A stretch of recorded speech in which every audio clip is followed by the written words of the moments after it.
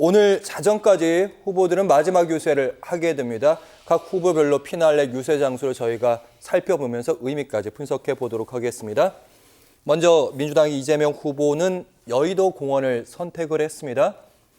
그리고 김문수 후보, 서울시청 서울광장이라고 하죠. 그 부분을 선택했고, 이준석 후보 말씀하신 것처럼 대구가 마지막 유세 일정입니다. 이 대구의 의미는 저희가 마지막에도 한 번 더 얘기할 것 같아요.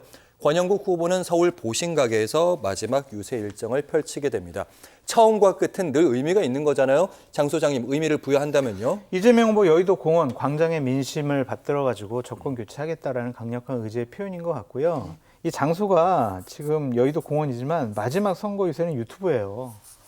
유튜브에서 이제 최종적으로 선거 유세를 마지막 정리하신다고 하더라고요.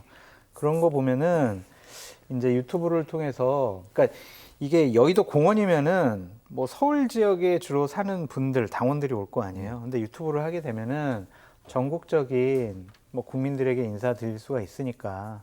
또한 그럼 흔히 말하는 라방이라고 요즘 하잖아요. 라이브 그렇죠. 방송을 한다고. 예.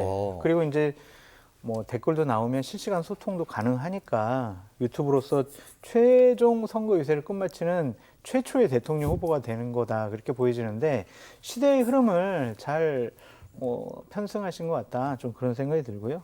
김문수 후보 뭐 서울시청은 전형적인 거예요. 뭐 서울시청에서 할까 아니면 명동에서 할까, 이게 보수파 진영에서 항상 어느 지역을 할까 고민하는 장소인데 이번에는 서울시청 한 것 같습니다.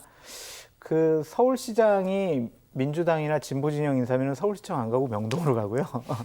그런 게 있어요? 네, 지금 오세훈 시장이 국민의힘 출신이니까 지금 서울시청에 가서 선거 마지막, 그러니까 이게 마지막 유세는요, 그 지역에 있는 당원들 다 모이라고 그래요. 그래서 합동 유세를 합니다.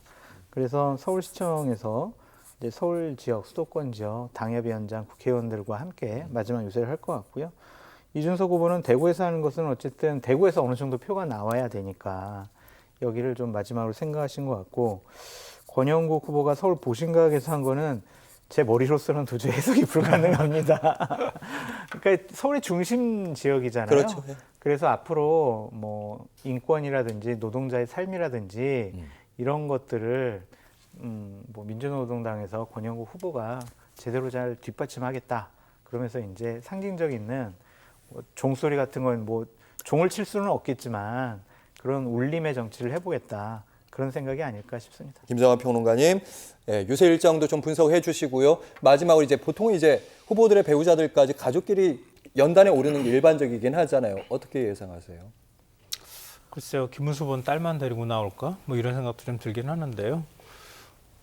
이른바 김건희 효과 때문에 사실 그 대선 후보하고 후보의 배우자가 함께 지금 유세하는 장면은 거의 저희가 못 봤거든요. 그러니까 배우자가 오히려 그 드러나지 않는 곳을 다니면서 유세하는 이런 모습들이 나타났는데요. 다음번 집권하고 난 다음에는 그런 모습들이 나타나지는 않았으면 좋겠다. 배우자가 국정을 좌지우지하거나 아니면 뭐 관저 옮기는데 관련이 돼 있는 업체를 고용한다거나 그게 위법 논란이 있다거나 또 배우자 관련되는 비리 문제가 다시는 또 사회의 어떤 쟁점이 되지 않았으면 좋겠다, 이렇게 생각하고요. 어찌됐든 이거는 마지막 유세가 끝나면은요, 곧바로 출구조사 결과하고 연결이 돼요. 유세가 끝나면 7시에 보통 유세를 하기 시작하거든요. 그럼 8시에 투표 마감되고, 그리고 난 다음에, 유세 끝나고 그 다음날 이제 하는 거죠. 예, 제가 지금 잠깐 헷갈렸는데요. 그러니까 유세를 이렇게 마칠 때는 한 번쯤 배우자가 얼굴을 비칠 가능성은 여전히 남아있는 것 같아요. 제가 볼 때는. 가족들이 함께 모이는 건 유세가 이제 더 이상 평가받을 것도 없잖아요. 그러니까 그런 모습들을 보이지 않을까 싶고요. 각 뭐 유세 일정에 대한 의미는 다 설명을 해주셨으니까 제가 특별히 더 보탤 거는 없는 것 같은데요. 뭐 굳이 말씀드리자면 여의도는 이번에는 굉장히 의미가 남달랐던 것 같아요. 왜냐하면 과거에는 광화문이 가지고 있었던 광장이나 시민의 정치나 이런 것들을 굉장히 우리 중요하게 생각했잖아요. 촛불 집회 뭐 이렇게도 얘기했고요. 박근혜 전 대통령 탄핵 국면에서도 역시 마찬가지로 국민들이 전부 다 시민들이 광화문으로 몰려갔거든요. 근데 이번에는 여의도로 몰려갔어요. 그러니까 여의도에서 윤석열 전 대통령 탄핵 소추안이 통과되는 모습들에 대한 국민적 주권자로서 국민들의 어떤 실력 행사가 있었고요. 결국 어찌 보면 그런 국민들의 모습에 국민의힘이 역으로 움직였기 때문에 탄핵 소추가 이루어지고 결국 윤 전 대통령이 파면되는 데까지 연결이 됐다고 볼 수 있거든요. 이건 주권자의 힘이라는 걸 우리가 확인하는 순간이었던 것 같아요. 개헌군을 몸으로 막았던 것도 결국은 시민이었고요. 국회의원들이 뭐 국회 담 넘어가는 건 너무 당연하고 그건 국회의원의 책무이기도 하다는 생각은 드는데요. 그런 시민의 힘, 시민이 정책 중심에 서는 시대를 얘기하는 것 같아요.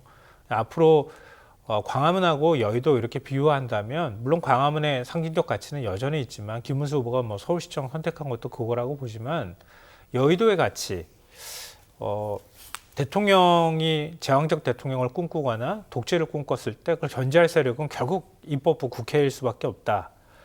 어찌 보면 대한민국의 정치의 중심은 국회인데 우리가 국회를 너무 등한시하거나 좀 혐오의 대상으로만 바라보지 않았는가 이런 생각도 들고요. 그래서 뭐 앞으로 과제이기도 하지만 국회가 정치의 중심에서 제 역할을 했으면 좋겠다고 하는 바람도 저는 이번 기회에 좀 갖게 됩니다.